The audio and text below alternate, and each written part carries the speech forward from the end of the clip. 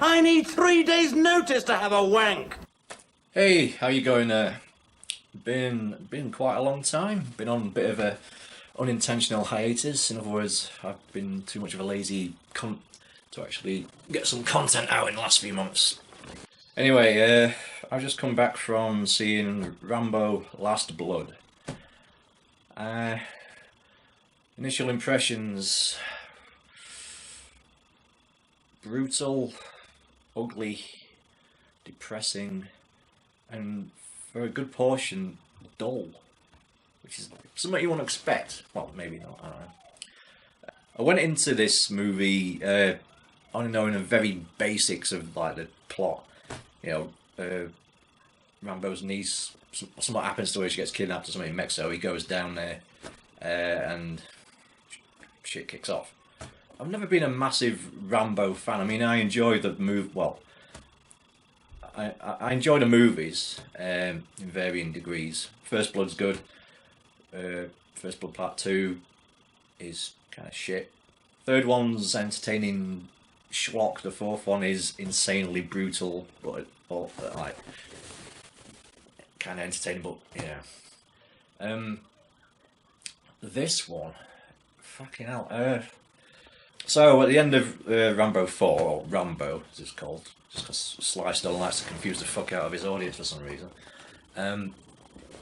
We see Rambo, who's finally gone home back to his family's farm, ranch, whatever.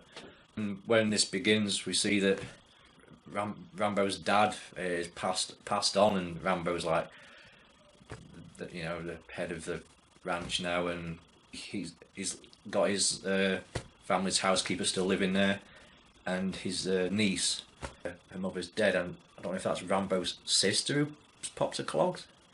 It's kind of irrelevant anyway. I mean, she's basically shoehorned in to be the damsel in distress. On the Rambo ranch, we see that John Rambo, he's fucked up with the PTSD still, but it's from stuff that's happened prior to the other movies. You know, it's the Vietnam stuff, the stuff he was fucked up from in the first one, and why it's alluding to that now and still. Rambo is on medication and fuck knows. And what's my he's kind of recreated Vietnam on his farm. He's built these tunnels like the Viet Cong tunnels. The entrance to the tunnels, he's got this little like his bedroom and that, and it's done out like a fucking, it's like, dirt walls, and it's like a dugout, like in Vietnam. He's got posters of Jimi Hendrix and stuff, and he listens to the Doors, which was nice. We'll come back to that later on, because kind of plays a part. Basically, the plot for this is the same as the plot for Taken. Rambo's niece, she wants to reconnect with her father and find out why he fucking left her and her mother. So she goes to Mexico, and lo and behold, she gets fucking like roofied and kidnapped, and then ends up being turned into a sex slave by these two Mexican crime brothers, and all their henchmen and shit. Oh yeah, I should mention spoilers. I have to get into spoilers to get to really talk about this movie. So yeah, Rambo's niece is in the shit in Mexico, and that's a thing. Just a slight aside. Because a portion of this takes place in Mexico, there's a lot of dialogue that's Spanish, and no fucking subtitles.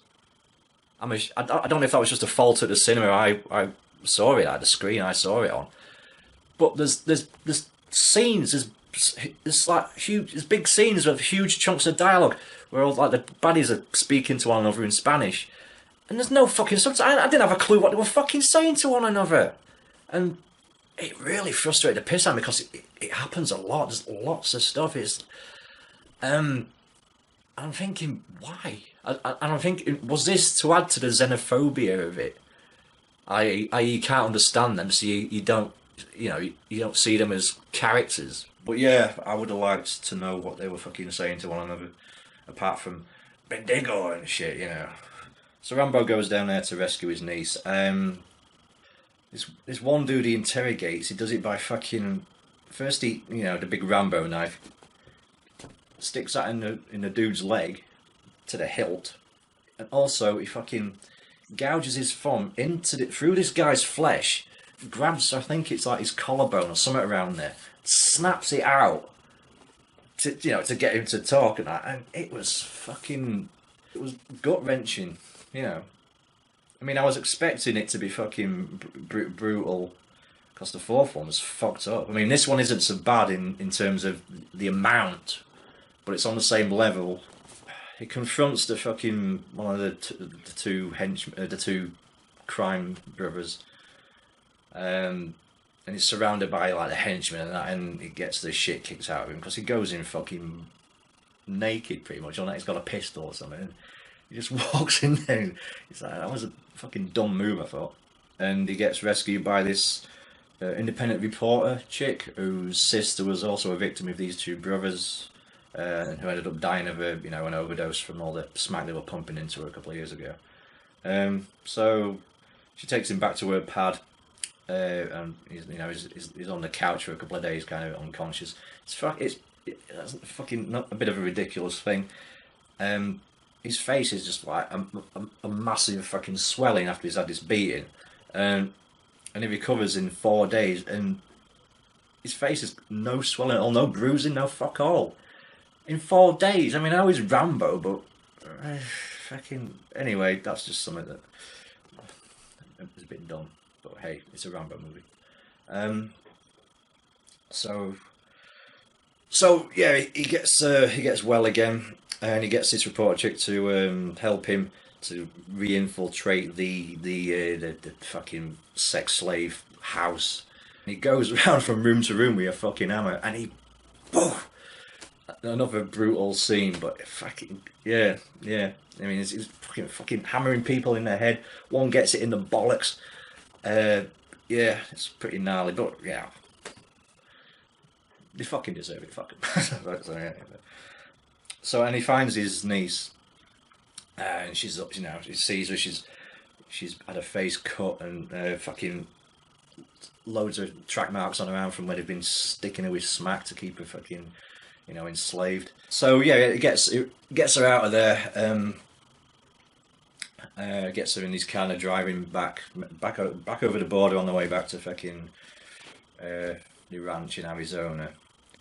And the movie takes it takes a turn that I did not expect. The niece, she dies in the car from she overdoses, well, she dies from all the smack that's been pumped into her, and she just dies, and all the shit she's been through. I mean, and I thought that was quite a ballsy move for the film, because traditionally you'd think of it as, because what I thought was, well, the carnage would take place in Mexico. He goes there and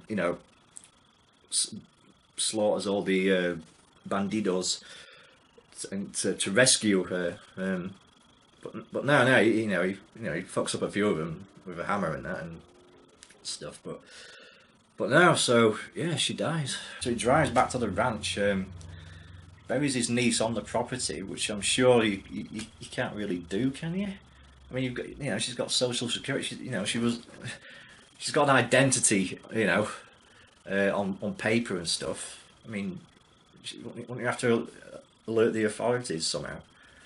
Then we see like a montage of him like decking out the ranch and his tunnels and the house with fucking ordnance. He's got like landmines and he builds like spike traps and shit. And you think, okay, I kind of get what he's planning here.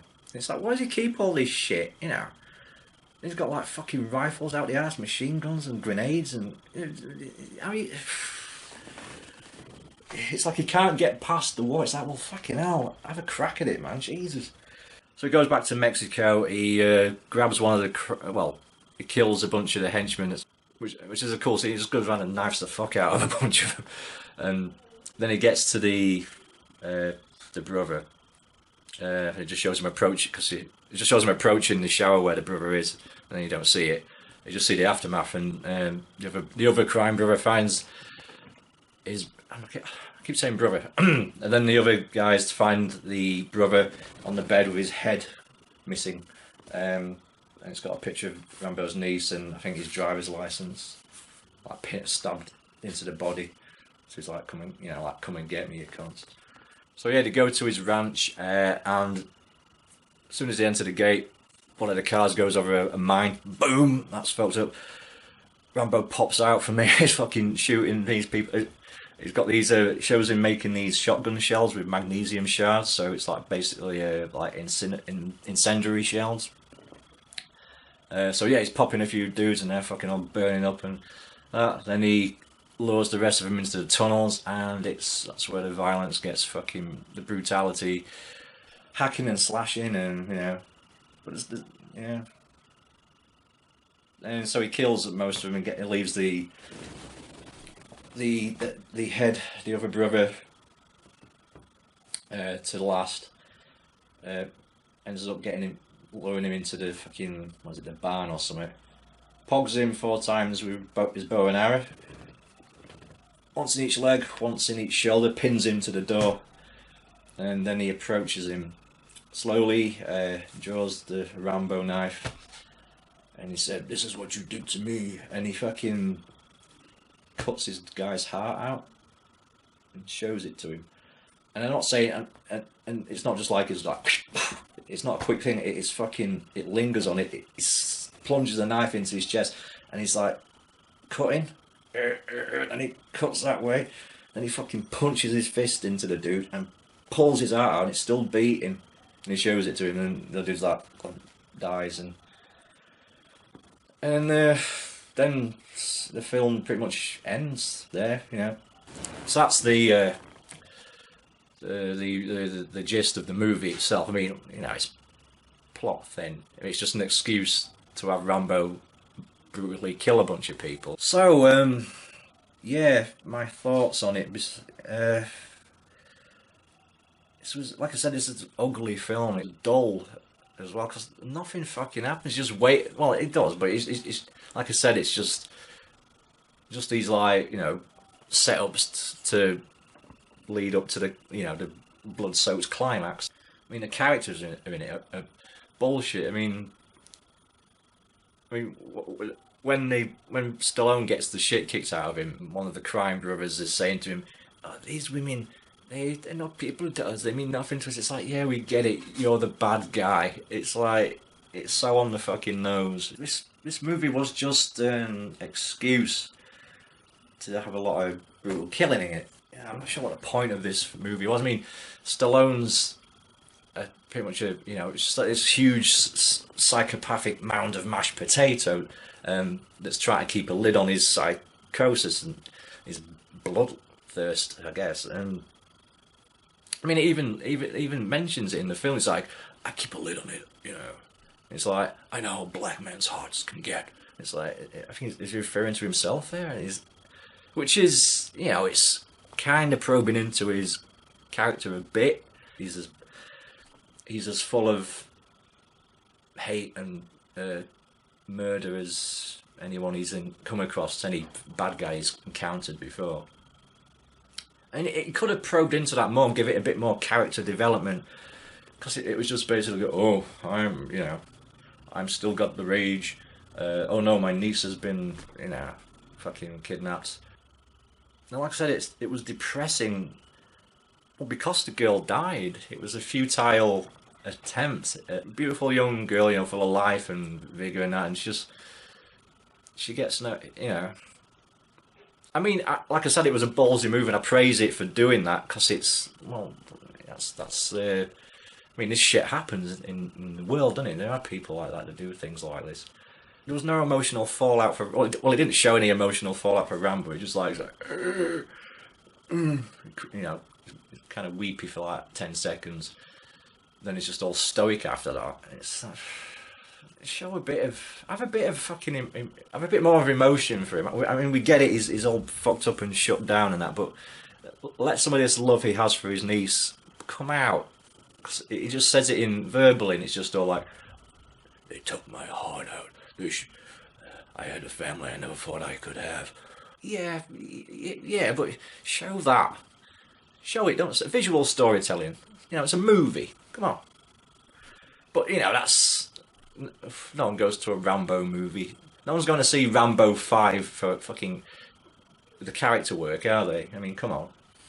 It was all very black and white, with little hints of grey when it came to Rambo himself. But I mean, Rambo even says to his niece before when he's warning them not to go to Mexico, and she's like, "Look, people aren't just bad. It's more complicated than that." And he's like, "No, it ain't."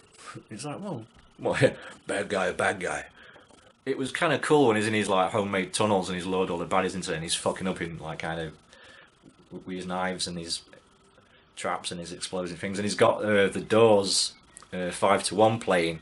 Like I said, like I mentioned, he was listening to that at the start of the film, so he bums it back on, thinking, "Oh yeah, the line in there in that song, no one here gets out alive." Now it's like, yeah, that's kind of appropriate.